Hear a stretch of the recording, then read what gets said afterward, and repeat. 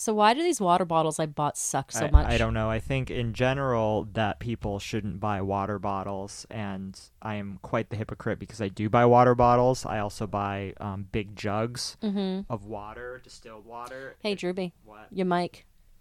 It just fell already. It just oh kind of my like fell God. right to the side. I have to adjust this every single time, and yet, this just, I don't know, I'll just probably hold it a little bit, but, yeah, so, I just need to get, like, a big, like, distiller thing, I think, but, Or yeah. like a Brita type of thing. I guess, or a Brita, though, I thought I read, like, a while ago that Britas don't actually purify the water as much as they say they do. They're a big pain in the ass. So many years ago, I got one as a Christmas present, and I used it. They take a really long time to like all drain into the bottom. It didn't really taste that much better.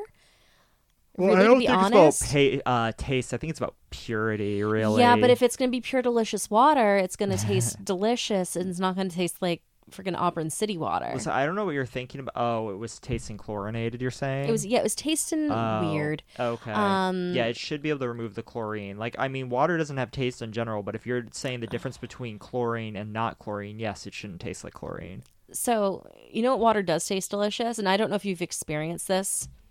Do you know when you go to like some sort of like Asian restaurant, usually Thai, they bring out like these pitchers that are made of like metal and they have water in them? Yeah, I mean, sort of. I mean, like, so Thai dish, they're not like metal, but they were just regular pitchers, but yeah. Well, some places like have them in their metal. For some reason, I don't know why it is. Maybe it's they refrigerate them. Like, it just tastes so much better. Maybe. I don't like drinking really cold water. It constricts my throat. And, Really? Yeah, well, yeah, and that's like a scientific fact that if you drink cold water, it is hard on your vocal cords because it constricts them. And I learned that working at the call center we worked at for so long because I had to drink warm or room temperature water. Yeah. Or else my throat would hurt and I couldn't do like calls after a period of time. I mean, I also had vocal cord damage, but that was Right. something I learned. So these like water bottles I bought, I went and got like the Hannafordish brand. Nature's Promise. Yeah, that's like the brand they have at Hannaford. It's also like the brand they have at like Giant Foods as well. What is Giant Foods? It's another chain throughout the country. But it's like the thin plastic, which is, you know, great and all because you're trying to be green and not have so much plastic in your bottle, and it has the little cap. But the minute you crack it, it starts like this weird vacuum effect inside the bottle. Yeah. Because it can't keep its shape. So right now, like the reason we're even talking about this is like we have one of them on the table here in the closet, and it just keeps getting water everywhere, and I don't know how there's a cap on it. Like, why is this happening? Yeah, I just feel like these things just spring leaks. And in general, like they're finding that everybody has like a certain amount of plastic in their body, and it's because of things like this. So I really want to get like a pure metal distiller. Yeah. And just drink water out of a glass from now on. But like those things are expensive, but they're probably worth the money. Oh, probably. And it reduces your carbon footprint. I know some people don't believe in that, but personally, I don't like having all these like water bottles around. No, I don't like. For me, I don't like. I think it's cluttery. I don't like things. Yeah. So I mean, definitely. I mean, I have a glass pitcher anyway from IKEA, but another thing that kind of was annoying last night is I filled one up. Well, not filled one up, but I took a full one and I put a little bit of like Crystal Light in it. Yeah. Because I wanted something like a little bit tasty. And it started doing the vacuum thing, and it was the fruit punch. And it got everywhere. It's because of the fizz in it. It got everywhere. It was like all over my hands. I had red hands. It went everywhere. It's just like erupting. It was getting all over the counter. Just wouldn't stop like doing that. Jeez, sounds like it'd been a couple weeks for you. I know. So, yeah, fuck it. Do those things create carbonation? Is that what they do? No. Well, so it's not like the fizz sticks. I'm not talking about like the Arbonne fizz sticks. This is just it's the Arbonne. Anyway, continue. Yeah, it's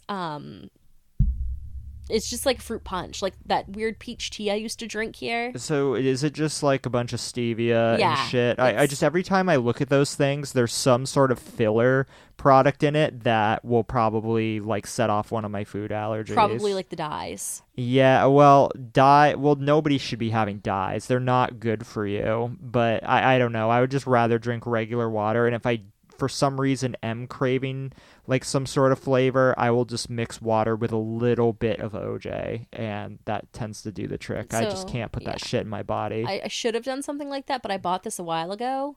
Oh, so you feel like you got to use it I feel up. like I have to use it now, and it was like a bad choice. I don't know why I chose that. Like, I was totally fine with my peach tea, and then I bought this, and it's terrible, and I'm glad I'm almost out of it. So I have this annoying habit, too, that when I get, like, food like that, and I realize it's not working with me, but it's not quite making me sick, it's just stealing my energy, and I'm just like, well, I bought it, I gotta finish it. Like, I was like that when I bought, like, a box of cereal, and this was around the time, like, I just kind of discovered, cereal, like, just robs me of my energy and makes me feel heavy, and then I'm just like, but I have to finish the cereal first, so I'm like powering my way. Cereal was like my only way to fall asleep. I could not fall asleep without cereal for a long time. I had to eat a lot before bed, to hibernate like a little bear, basically. I would have every day when I'd get home from the call center, because I worked a really late shift, I'd get home. I can't believe I'm saying this. Chocolate checks with some either vanilla checks or cinnamon checks maybe. I would mix them together. Then I would take like 3 big scoops of vanilla ice cream. I'd put it in this giant glass, pour whole milk in it, and then I'd mix it up and I would just eat it like that. And it was the only thing I was looking forward to every night, just because it was like my way to get dopamine out after such an awful day, and I wouldn't be able to fall asleep without it. 1, because I couldn't fall asleep hungry, and 2, just because I needed that mouth pleasure to take me away from my shitty life at the time. Yeah, my shitty life at the time after work generally was Denny's.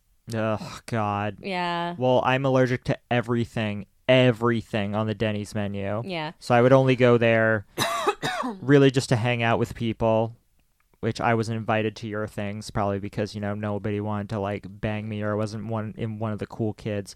And 2, I never went to those, but I did go to some Denny's hangouts, and was mostly just to like, I don't know, people would smoke weed inside the restaurant in the far back, or we would gamble.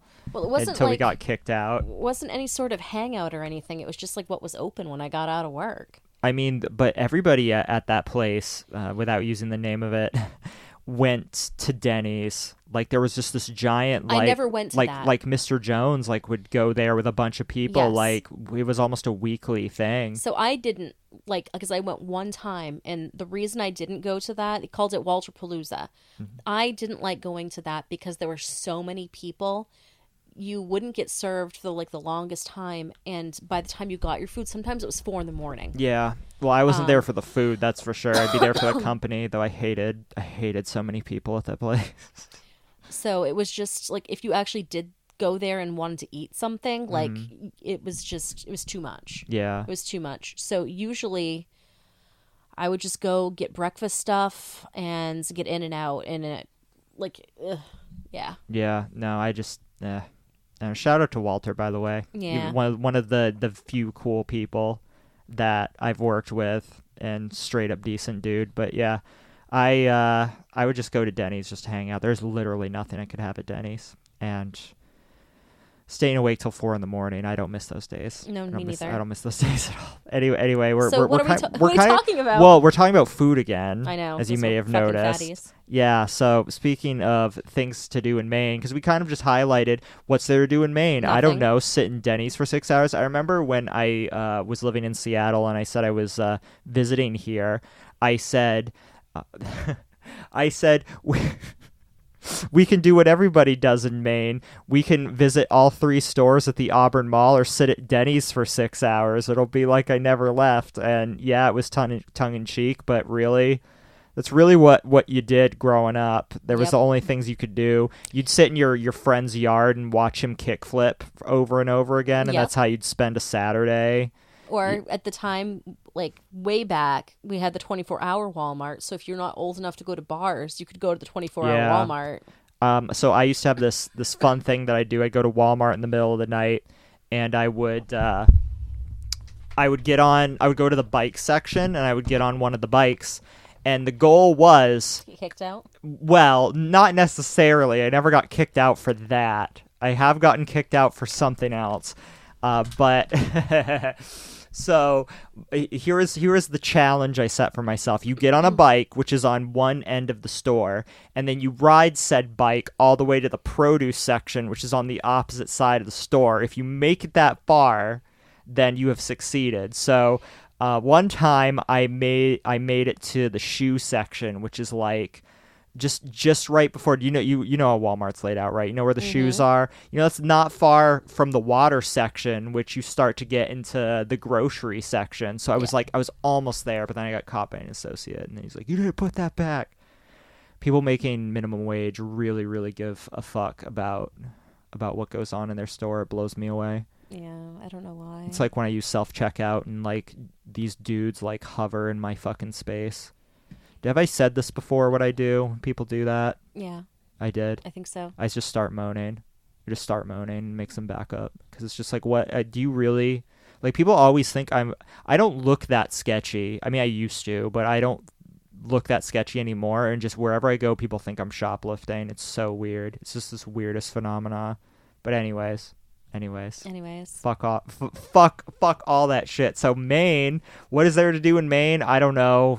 Die, I guess. So there's a lot of that in this episode. There's a lot of that in this episode. So basically the big story that's been going on, because we don't get a whole lot of murders or missing persons cases, but one that has been on the front page for a while lately is this woman who, do you know how old she is? She is 37. She's 30. Okay, she looked younger than that. Okay, so she's of Richmond. I thought she was from Falmouth. She went missing in Falmouth. Right.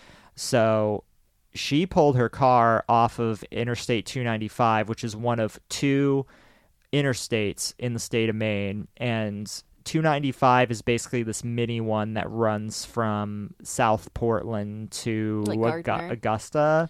Well, it's Gardner's where it joins in. Yeah. Well, yeah. It merges into 95, but that's basically the stretch. It's not even like a big portion of the highway.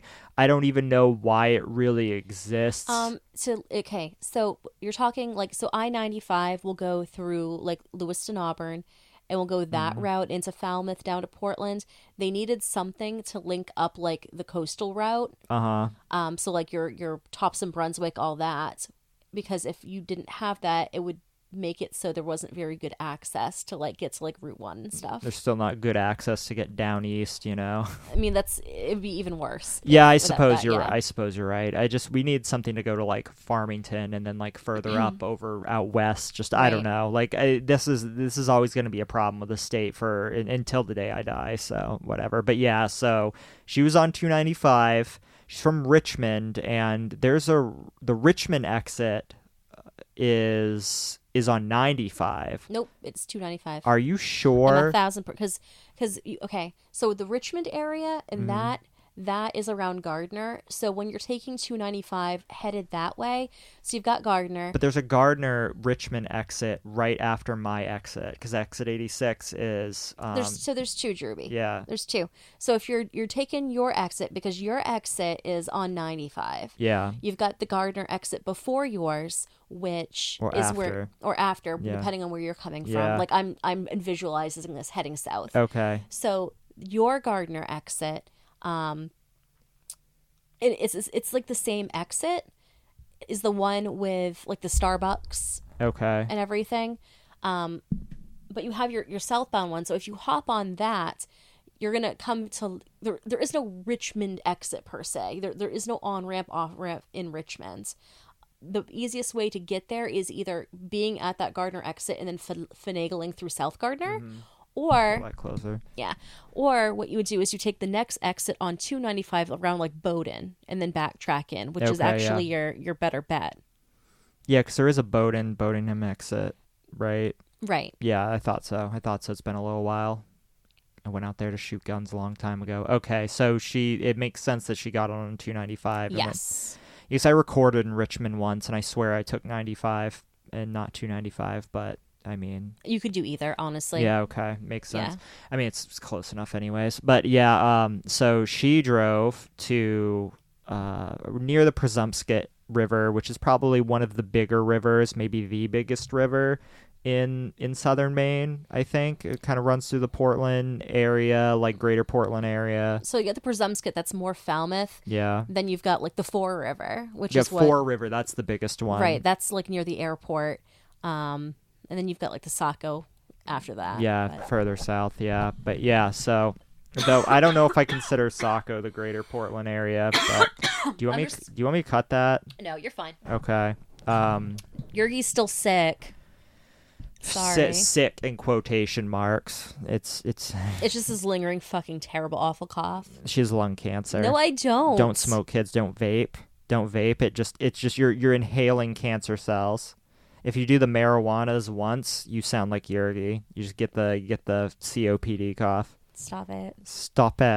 But yeah, so now you're good. But like, so let's see. So she pulled off on the Presumpscot in Falmouth and just ditched her car there. And there's like no trace of her. Right. So pretty much from what it is reported, so she was headed northbound on 295. She pulled over on the she was headed northbound. Where was she coming from? From Portland. Okay. So she was headed that way, went and exited her car, left her purse, her keys, and her cell phone inside of the car, locked it up. The only thing that apparently was missing was her driver's license. And she started walking southbound on the highway. Like, they have a report of someone seeing her walking away from her car, headed south on 95 in the northbound lane at about 6:30 in the morning. Mm-hmm. And that's like the last like sight of her. So where was she coming from in Portland? They don't really know. Okay. So there's a lot of drama around this because the police towed the car, and we were talking about this earlier. They ended up finding out she was missing on Thanksgiving. So this whole situation where she ditched the car happened 2 days prior, so on the 26th. The family found out because they put in a missing persons report. They pinged the phone, and that's when the car was found at an impound lot in Portland. Okay, so the police just randomly towed the car because just nobody seemed to be there. Right, they towed it because it was abandoned on the interstate. But there's a lot of, questions right now with the family is because the car was registered to the parents. Uh-huh. And they didn't bother reaching out to the parents about the abandoned car. Had they done that, they could have started this search a lot sooner. Well, what I believe, and I could be speaking out of my ass, but I believe this is what I've been told about impound lots, is that they won't notify you because the longer your car sits there, the more money they make. And most impound lots have a lot of space. So if they just keep your car there, it's nothing for them, but they can just generate a bunch of money until they finally repo your car. This is true. However, apparently it is like the policy, so to speak, of the state police to reach out before they do that. For the state police to do it, yeah, probably. Though I mean, they're all tax collectors. I don't really, I don't give them much. I don't take much hope that they'll do the right thing. But yeah. So right now they're trying to figure out where she is, if she's alive, if she's not alive. Apparently today they went out with boats with sonar and stuff going through the Presumpscot. Apparently the area that they searched she is not in, if she were to have jumped in. Yeah, that you would have found a bloated corpse by now. Well, not necessarily. It has been kind of cold. However... but you wouldn't sink because of that. No, you wouldn't sink. Because you come up pretty quickly. It's been a few days. My concern with it is if she jumped, which I think she did. I don't, that's... It's hard to suspect foul play. It's hard to suspect foul play, but we're going to get into that in a second. And I don't want to really say too much because this is kind of an open thing. Yeah. However, based off the fact that she locked everything in the car, took her license with her, that leads me to believe that she needed something to identify herself with and then jumped in the river. Yeah. Now, geographically speaking, based on where that bridge is on 295, very quickly, if they don't figure it out, she's going to be swept out into Casco Bay, if she hasn't been already. Yeah. Well, I mean, have they looked through Casco Bay? I just feel like somebody would have seen something by now. Well, she's not very big. And nothing's frozen over. Yeah, I know, but just like usually with bodies that people have dumped that have been murdered, they tend to turn up pretty easily even when people weigh them down, or they go through a great pain to try to make sure they don't wash ashore. So if somebody who is like legit drowning themselves, I just feel like it would have turned up by now, especially since it's been a week and a half at this point. Not quite a week. No, it can't have been. I mean, like, okay, so she went missing on the 26th. So yes, it has been. I forgot today is actually today is exactly a week. Okay, from Thanksgiving. So it was 2 days before. So it's been, a week and 2 days. Okay. Well, she was last seen on the 26th. So so that's Thanksgiving Day. Are you sure about that? Right? No. Like last Thursday, right? Oh, sorry. I'm looking at my calendar is set up all weird. Yes, so she went missing on the 26th, but wasn't reported missing until the 28th. Right. So it would have been last Tuesday. So how does somebody not notice that she's gone? They did. Oh, they did. So they noticed that she was gone, and you would think they'd be able to file the police report on the 27th. Well, it depends. So, I mean, she has children. Yeah. And they did start, filing stuff before that. And that's when they, pinged the, whatchamacallit, cell phone, found the car in the impound lot. Yeah.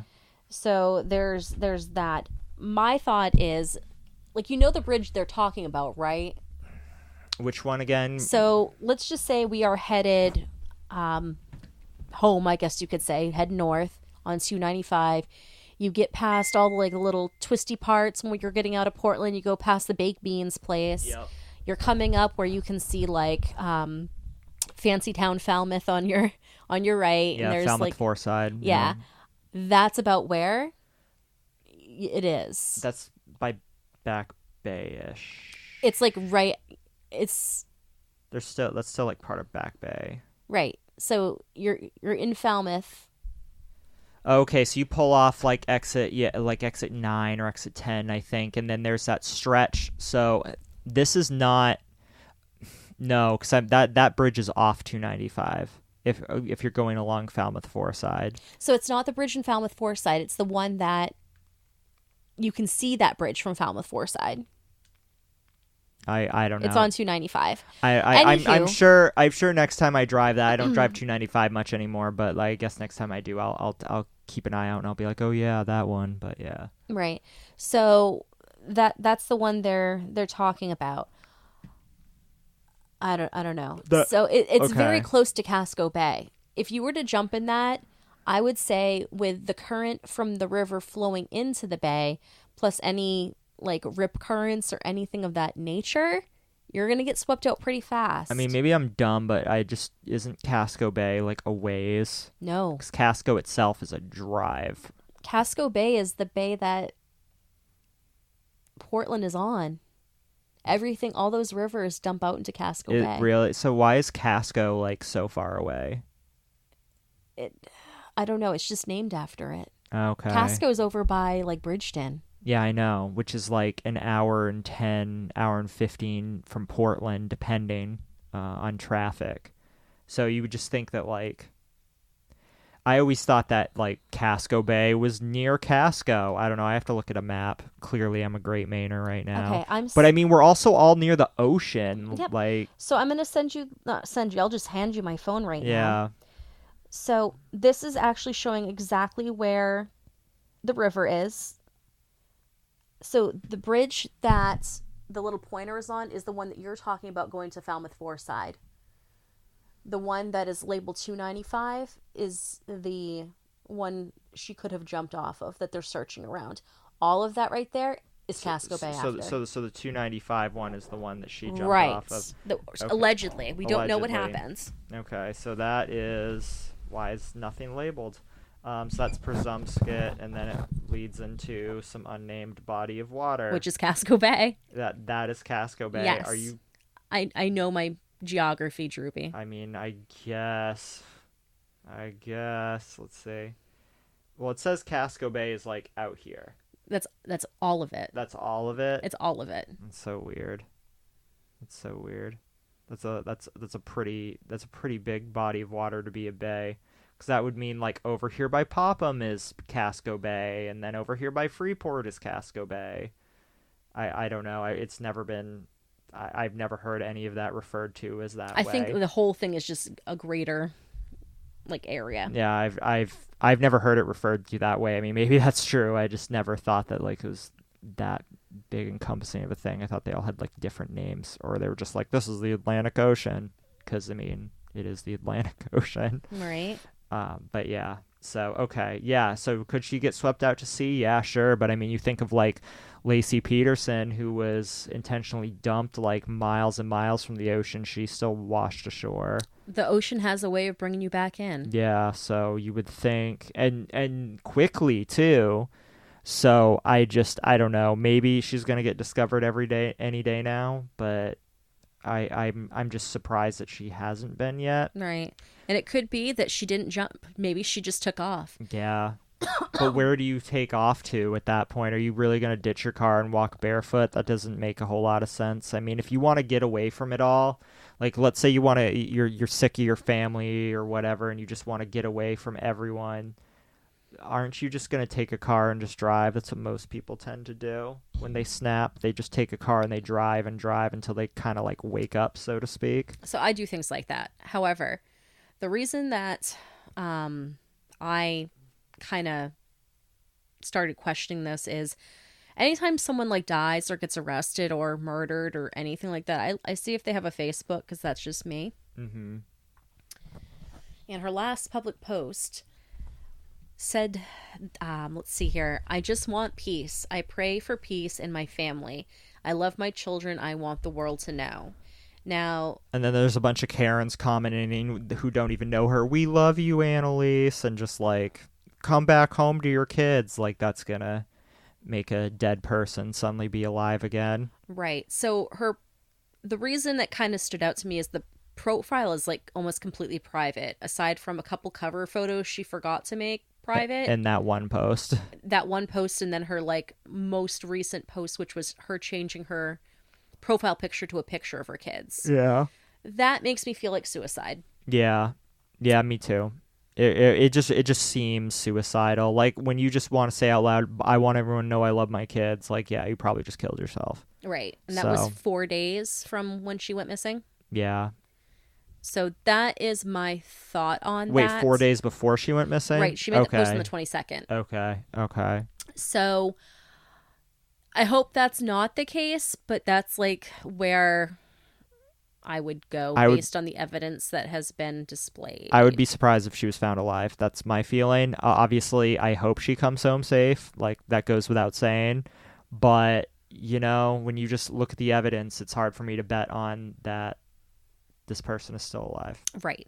Especially where we just had it wasn't a bad snowstorm, but, you know, it's, if you're out in the elements, would have sucked. It's enough to kill you due to exposure. Right. So I had a hard time trying to figure out what we were going to do for, you know, an episode this week. I know I wanted to cover that. I was trying to look for some other local stories, but this made me think of this other whole phenomenon that I wanted to cover at some point that kind of related to this, but not really. Yeah. We should say that we were going to cover the Carmel Murder, but we haven't completely got through that book yet, or all that stuff. That is coming. I don't feel like I am prepared to do that justice yet. I've, you know, obviously read through a bunch of court stuff. I've watched some documentaries they have on, I think it was like a Cold Case Files episode, but I want to get through the book because that's kind of like a first person account of someone who knew people. Yeah, for sure. So just know that, like, yeah, we are working on that. Definitely being worked on. So yes. But yeah, so you sent me this, and I didn't even know that this was a thing. That there's theories that Maine has an active serial killer. Right. So this was actually pointed out to me by my friend Amanda McManus a long time ago, and we discussed this. And I knew that if I had a podcast one day, which I do now, that I'd want to discuss this. But this person went through, like, a timeline of a bunch of news stories, and there's some that they left out, From January 1st, 2006, multiple men aged 21 to 30... 2016. 2016. Which I feel like they could go back further. They could go back further if they wanted to. So multiple men aged 21 to 30 have disappeared from areas surrounding southern Maine, only to be later found dead in local waterways or on beaches. So when they're talking southern Maine, they're really talking coastal. Okay, so because there's some that are in the Bangor area as well. So really? Where Bangor isn't southern Maine, if you look at... It's considered north central, isn't it? North central, but if you look at a map of Maine and follow like the coastline, it's still not that far away from coastline if you're going to follow the river. None of these he listed are in Bangor. There is one that was, and then there's the one that I want to add on that's not listed here. Okay. Yeah, from the update, he did some updates where he was just like, oh, these people are from like further out. Right. So originally when he first wrote this, the first 7 people he gave, which one of them I guess was found alive. Right. But the first 6 happened in southern Maine. Right. True southern Maine. Yeah, so the first one was a guy named James Dyer. He was 23 and he's from Saco. He disappeared on New Year's Eve at around 1 a.m. and he was last seen leaving the Pearl in the Old Port. So... Where were you on January 1st, 2016? Me? Yeah. I don't know. Probably here. I was in some giant party house in Seattle. It was a really good New Year's, too. That's all I remember. Yeah, I don't know. I don't usually do much for New Year's, which sucks because I'd like to. I try to every year, or else I just feel like a piece of shit if I don't. I've never done anything really that cool. Yeah. To be quite honest. Like, I want to this year. I really do. Mm-hmm. I might go do whatever they do in Auburn. So what? They do things in Auburn? Yeah, they try to they block off Main Street and try to do something there. Oh, okay. I never known that. Yeah, it's been a recent thing. So this guy was leaving Pearl. He was with 2 friends who would later state they were walking with him, and then suddenly he was not there anymore. And he was found dead in the Portland Harbor on February 20th, 2016. Oh, wow. That's some time. Yeah. So multiple people have stated that his body was not consistently decayed for having been in the water for nearly 2 months. Yeah, that's like 50 days. Yeah. Even with freezing temperatures, his death has been ruled drowning in hypothermia cause, so accidental. So here's my thing with this. You're going to see this time and time and time again as we go through some of this. People in Maine would realize this, but people from away wouldn't. If they know anything about Portland, they're probably going to assume that you have all these bars on the waterfront. It's not that close to the waterfront. No, it's like 2, maybe 3 blocks from the waterfront. If you go to the waterfront at night, nothing's going on. There's No. 1 or 2 restaurants, but there's giant stretches of darkness and just shipping containers or docks, and there is not visibility at all. No, this is not some sort of boardwalk situation. No, we have no boardwalk anymore. No, where he's drinking is the strip of bars on 4th Street is where that is. And even to get to where... Pearl Street. Yeah. Well, a lot of them were started on 4th Street and stuff like that. But he was at Pearl when I used to go to Pearl a lot, and that is like a block, maybe 2 blocks from the water. Right, but you still gotta go past Commercial Street and then go down some sort of abandoned wharf or dock or something. Yeah, you still have to cross a very busy road at night, which is Commercial Street. And it's why would you go there? Right. Why would you? You don't just wander there. You don't just lose somebody. And so his not being consistently decayed for having been in the water for 2 months almost makes it sound like he was taken and then dumped. Yeah, put in a freezer or something and then dumped later on. I don't know why somebody would take the time to do that, but some people got to kill. I don't know. That one seems very, very weird. Right. So the next one was David Breunig, 21 from Westbrook. He disappears on a Friday night, February 26, 2016, as he walks to meet friends at a nearby bar. He was last seen leaving a party on Crosby Street in Orono, walking in the direction of a railroad bridge that crosses Stillwater River, which then flows into the Penobscot. His body was found in the Penobscot River in April, Again, several sources has pointed out that his body was not sufficiently decayed. Again, almost 2 months, Yeah. April 22nd. He was still wearing his shoes and had his phone and wallet despite the strong riptide-like currents of the Penobscot River. Others said he should have been washed out to sea had he fallen in the river on the night of his disappearance. Yes and no. He was a Maine maritime student and was trained in water rescue, meaning he was a strong, confident swimmer. His death was ruled drowning with hypothermia. So, I just don't understand this. Like, clearly they have observable evidence to suggest that he was not there the entire time, but they're just going to cold case it as a drowning. Right. I personally don't feel he would have been swept out to sea. Yeah. And I can get into that a little bit more later. Okay. Does it tie into a later one? Yes. Okay. So next was Matthew Foster, 23, from Scarborough. He disappeared on June 11th, 2016. He was last seen leaving the Oasis Bar in the Old Port District of Portland. Very close to Pearl. Yep. Around midnight, he was a diabetic and required daily medication, and his body was pulled from the harbor June 21st. Okay, so that's not that far. So, no other information with that, really. Nope. The next guy, I remember when this happens. So there was a gentleman by the name of Avery Smith, Munyan. He was 29. He lived in Portland, but was originally from Rwanda, so I hope I said his name right. He went missing on November 18th, 2016, after being dropped off at his apartment by a friend's. He had rheumatic heart disease that required daily medication. His body was found on a beach in Cape Elizabeth in a state of extreme decay on January 17th, 2017. His body was so decomposed that they thought he was white at first. Oh, wow. Yeah. But then I wonder how they identified him. Dental records, probably. Probably. So even though, while unlikely related to his death, it should be noted that Everest was featured in a documentary, Into the Heart of Rwanda, by filmmaker Raja Bose. Mm-hmm. He was known as an avid long-distance runner, enjoyed running the coastline of Portland, Maine. Right. So it's just like these athletic people, or just people that were like, why would you be out at this type of area? I don't know. It just seems weird, and they're just going to be like, okay, he drowned, whatever.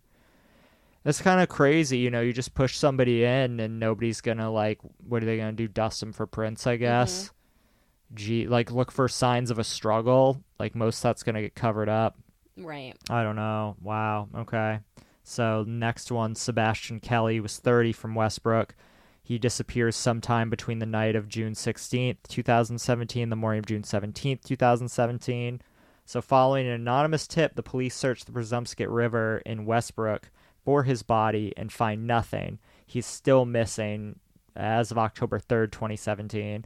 I don't know if does he update about this? No, there's no update for that one. Okay, so he just forever went missing. Wow, okay. I wonder, man, don't usually, if there's anonymous tips over missing persons cases, they will actually track the anonymous tip to find out who provided that and then grill the person. Yeah, I don't know. I've heard of that happening before, but yeah, okay. So then there is Tanner Smith, who's 30 from Portland.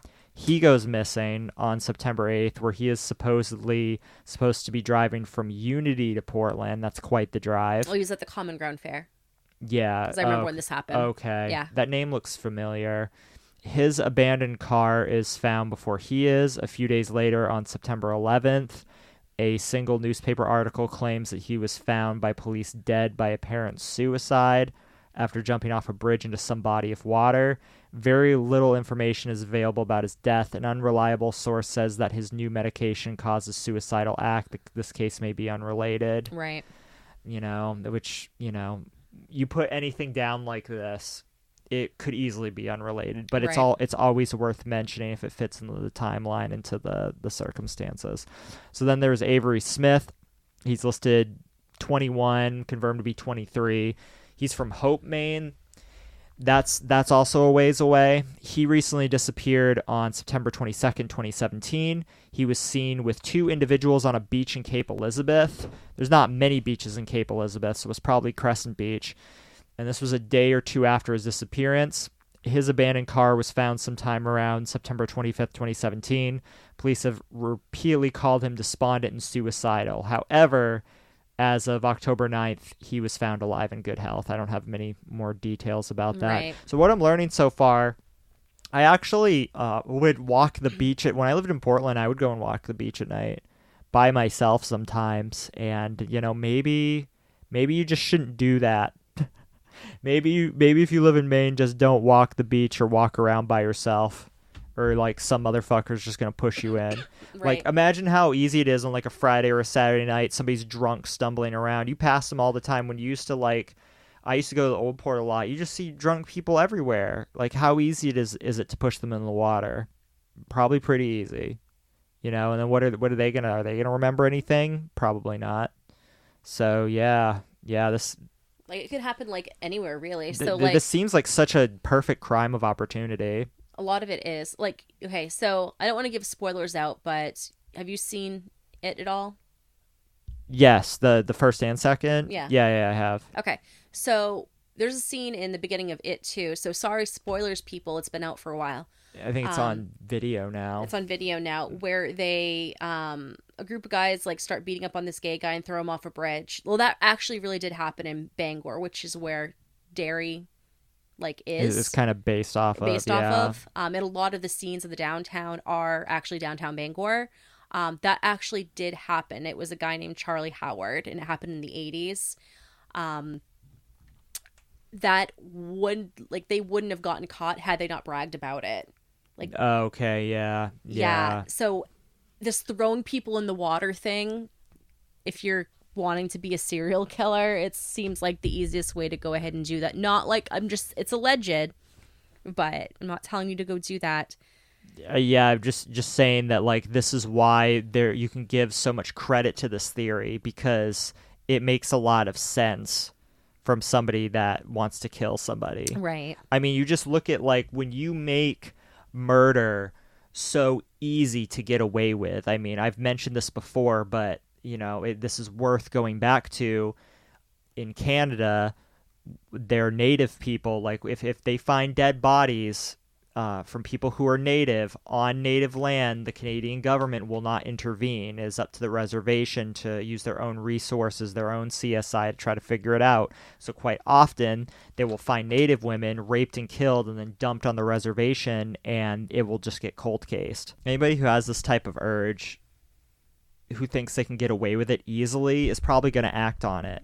Because if you think about it, when you think about people like serial killers, people that are compelled to murder, it's not just you have to think they are very compelled, this overwhelming urge to kill somebody.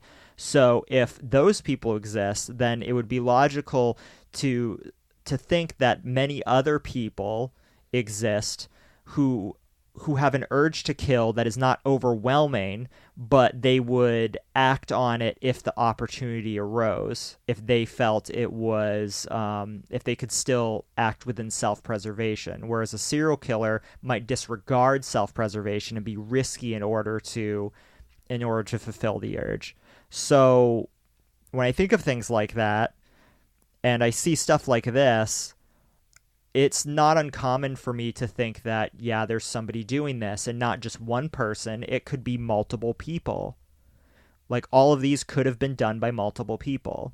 I mean, I'm sure some of them were done by the same person, but I wouldn't be shocked if just somebody wanted that thrill and went for it. I think it's become like a cult phenomena at this point. They call it the smiley face killer, because usually around the place where they find the body, they say they find a spray painted smiley face somewhere on rocks or on a bridge. But that's in Boston, right? Right. But they think it might be either copycats or things of that nature. I had never heard of this before. Yeah. That's where it kind of comes from. So where this ties back in again, and this one kind of hits home a little bit. I know someone who actually died in a similar manner up in the Bangor area around the time this was all going on. So there was a gentleman by the name of Paul Francis who lived up in the Bangor area. Everyone up there called him Junebug. That was his name. And he hung out with a lot of the punk people that I knew up there and was really good friends with them. He disappeared in December 2016, and he was leaving a party. Or actually, he was leaving his work. He worked at Geegan's Pub, which is like kind of... Oh, that's how you say it? Yeah, it's kind of over by like the casino. Okay, yeah. And was going to a party, and I know some sort of fight happened. There was some sort of drama, and he parted ways with the friends that he had, and it was cold, and he never made it home. Mm-hmm. So that's kind of, not, without getting into any details or speculation about what happened, that's kind of what the story is. Nobody knew where he was. They did find his cell phone in a dumpster of some sort out in Old Town, and they don't really know how that got there. Yeah, because that's not far, but it's far enough to Right. be like, okay, what? Like, why is the cell phone down in Old Town? Yeah. So, pretty Was much it intact or broken? intact. Okay. Enough to be able to get, like, pinged. Okay. So, they did recover his body in January in the Penobscot River still. They didn't dust the cell phone. That I don't know. Wow. It's just do they not dust for prints? Like, is that not a thing? If I watch too many movies, is that just not a reliable thing anymore? Like, jeez. Yeah, so they did his as drowning in the manner of accidental with, I'm assuming hypothermia as well, because it was winter time. Yeah. But the reason I'm thinking that the one that occurred in Orono is false about being swept out to sea is because Junebug was not swept out to sea. So he supposedly went in the river somewhere along like the Bangor waterfront. So that's like right off of like the main street, State Street. Yeah. He was found in Bucksport, which is like if you're driving there, maybe like a 20-ish, 30-ish minute drive. Yeah. He was very close to being swept out to sea because after that you get into like the Belfast area and then everything goes out into the bay. Yeah. But he was found underneath a dock at the old Verso paper mill up there. Someone was there dismantling it and found him. Yeah, because the mill was shut down. Right. Yeah. But it was pretty bad because they still do have a Facebook group for him. And like all of my friends up there were, going and searching the waterfront for him almost every single day. Yeah. The search and rescue teams that like just do it as a volunteer basis were up there all of the time. It was really, really hard to do it because everything was like icy and slippery because it was like wintertime. Yeah. But yeah, so he went missing like December 2nd. Yeah, December 2nd. So he had been gone for, it was almost 2 months. It was January 25th when they found him. So we're talking the Bangor waterfront to Bucksport. Same time frame of disappearing and rediscovering too. Everybody seems to be found within like just under a 2-month period. Right. But this other person who went into the Stillwater River that then dumps in Orono, you've got some distance there. So there's no way that person would have ended up in the ocean. Yeah. It's just not I don't possible. think we covered that one. Yeah, I went over it. It was the person who was in Orono, it was the second one that I talked about. No, on the list? Yeah, it was the second one on the list. He Hold was on. last seen in Orono. But yeah, it wouldn't have been possible for him to.